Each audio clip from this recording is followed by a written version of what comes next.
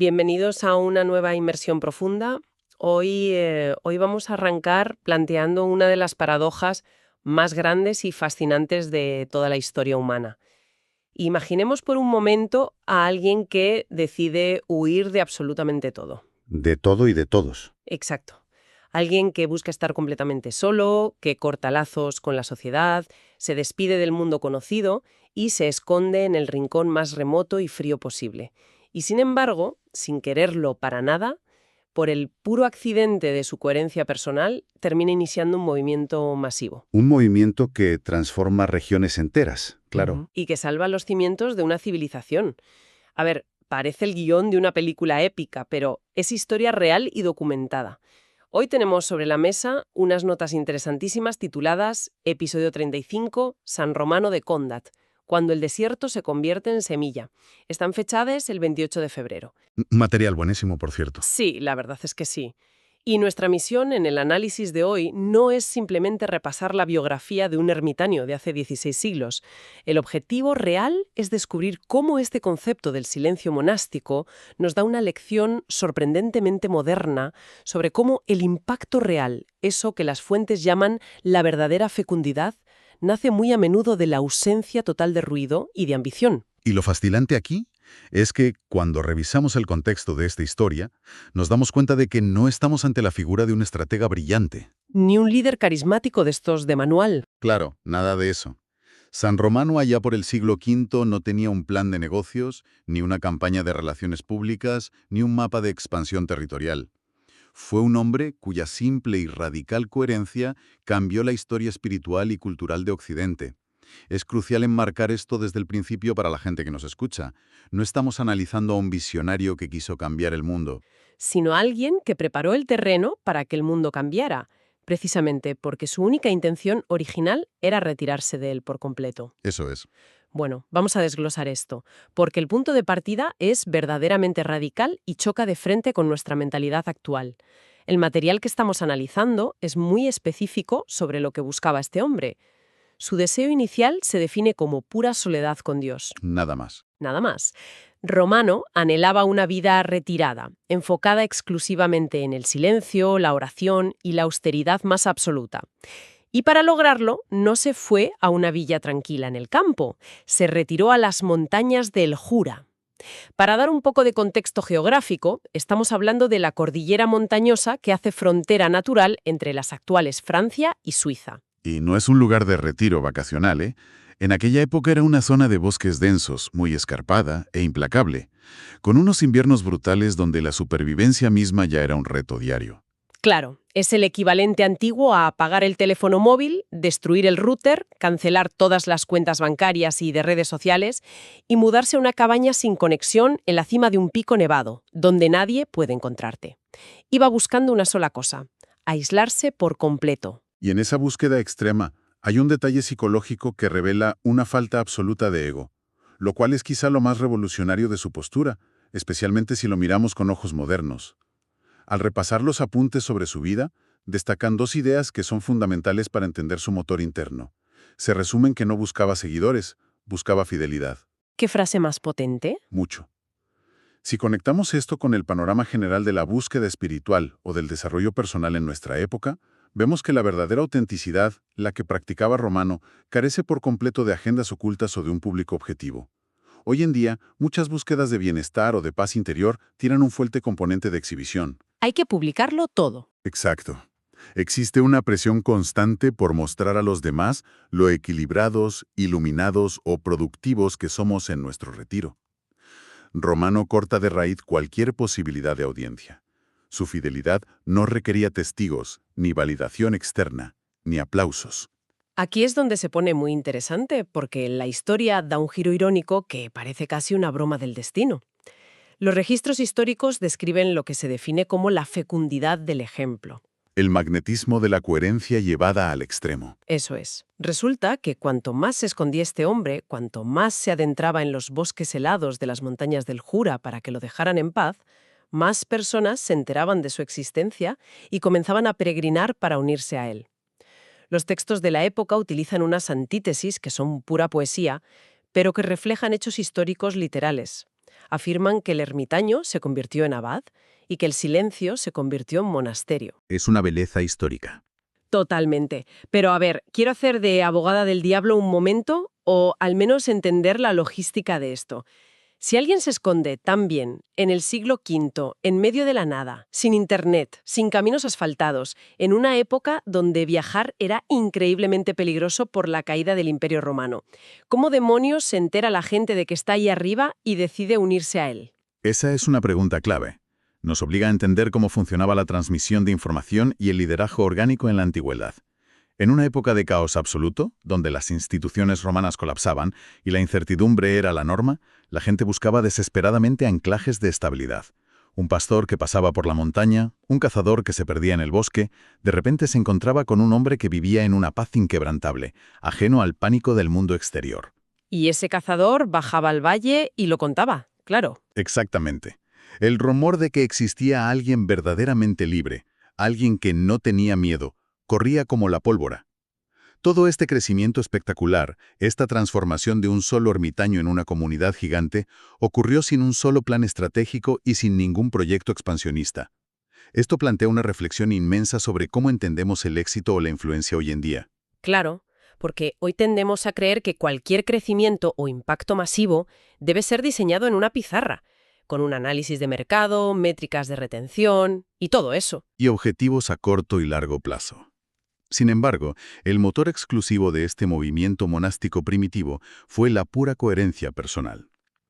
A veces, las misiones más grandes, aquellas que terminan dejando una huella imborrable en la historia humana, no comienzan con un envío formal ni con una inauguración oficial con corte de cinta. Comienzan con una simple fidelidad silenciosa. La coherencia es un imán tan excepcionalmente poderoso que no necesita publicidad alguna. La gente gravita de forma natural hacia lo genuino. Sobre todo en tiempos de crisis. Buscan aquello que perciben sólido y sin pretensiones. Es alucinante pensarlo desde esa perspectiva. Es como si la autenticidad fuera tan ruidosa, metafóricamente hablando, que la gente podía escucharla desde los valles y sentía la necesidad de subir a las montañas a buscarla. Y esto nos lleva directamente a la dimensión teológica y al impacto histórico masivo que mencionan los apuntes de hoy. Aquí es donde la historia pasa de ser una anécdota inspiradora sobre un monje solitario. A convertirse en un pilar absoluto de nuestra civilización. Tal cual.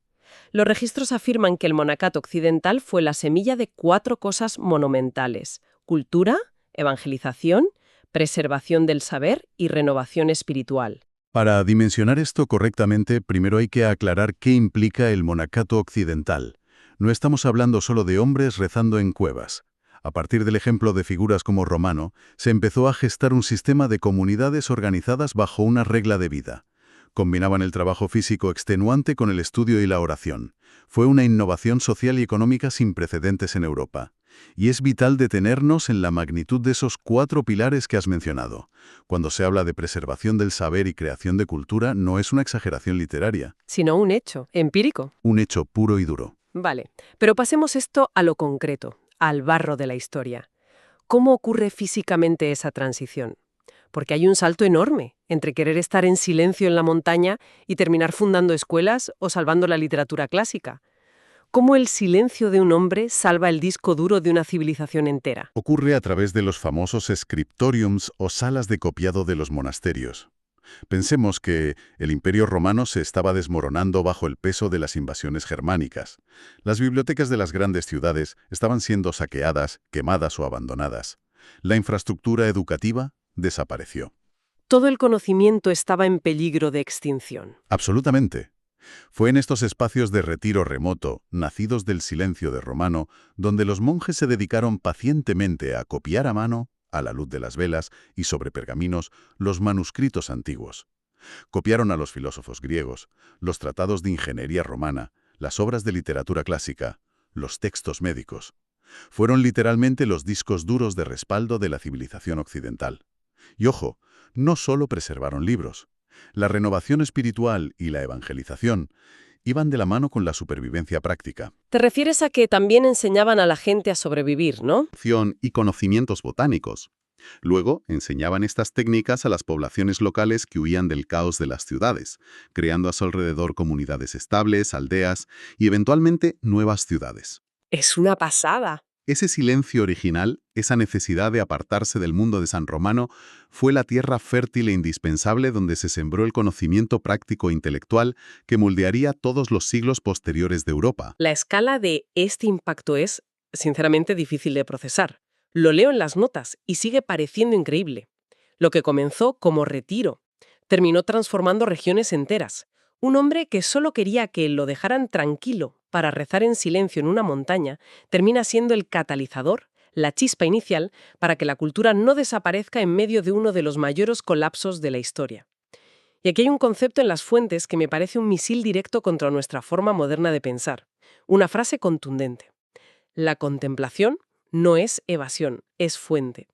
Esto desmonta por completo ese prejuicio tan extendido hoy en día de que apartarse, meditar o buscar el silencio absoluto es una forma de cobardía. Una manera de lavarse las manos y huir de los problemas urgentes, claro. Es un prejuicio sumamente arraigado, especialmente en las sociedades contemporáneas.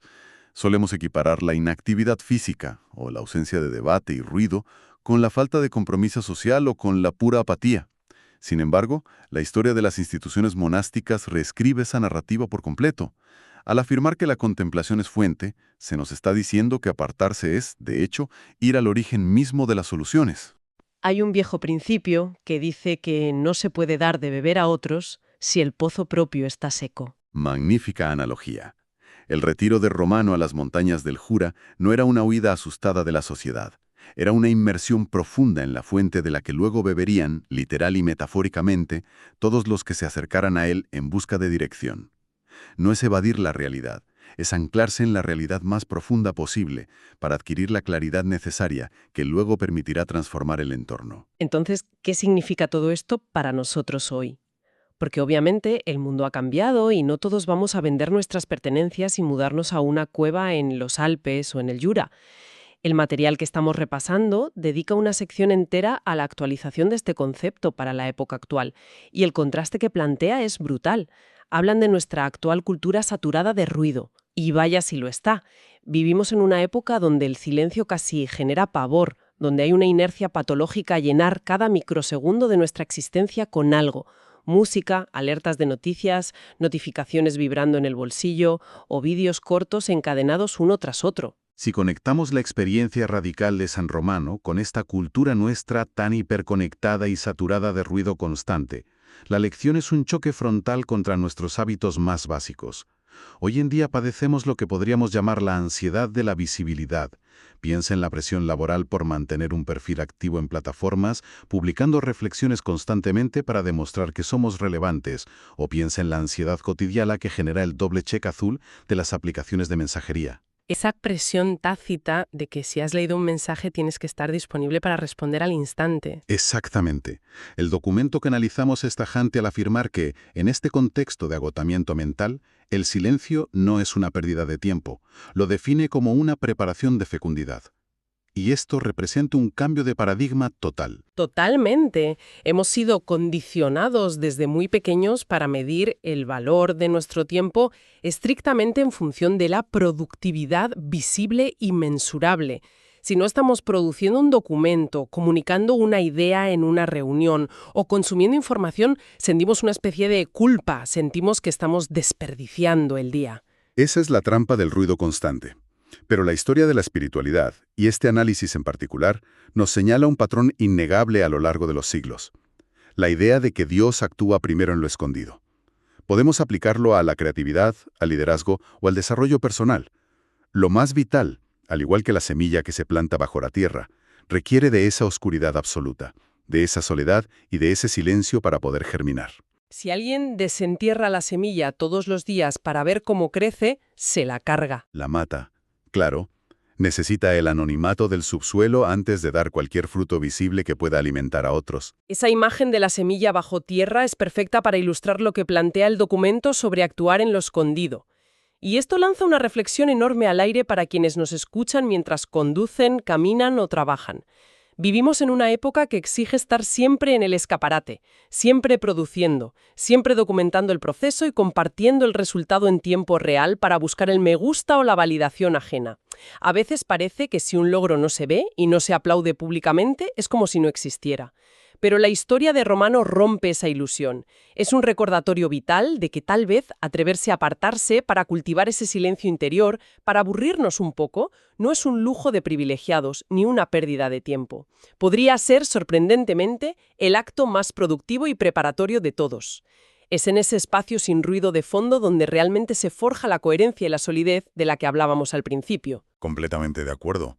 Se trata en el fondo de tener la valentía de redefinir el valor del anonimato y de reivindicar el poder de la pausa intencional. Cuando el texto nos recuerda que no toda misión empieza con un envío formal, nos está liberando de una carga pesadísima. Nos libera de esa presión contemporánea por buscar siempre la validación externa o el permiso para hacer algo importante.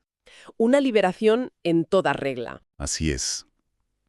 A veces, la mayor contribución a largo plazo que una persona puede hacer a su familia, a su empresa o a la sociedad en general, comienza con la decisión aparentemente pasiva de guardar silencio, de apagar las pantallas, de reflexionar con honestidad y de cultivar una fidelidad interior que sea inamovible.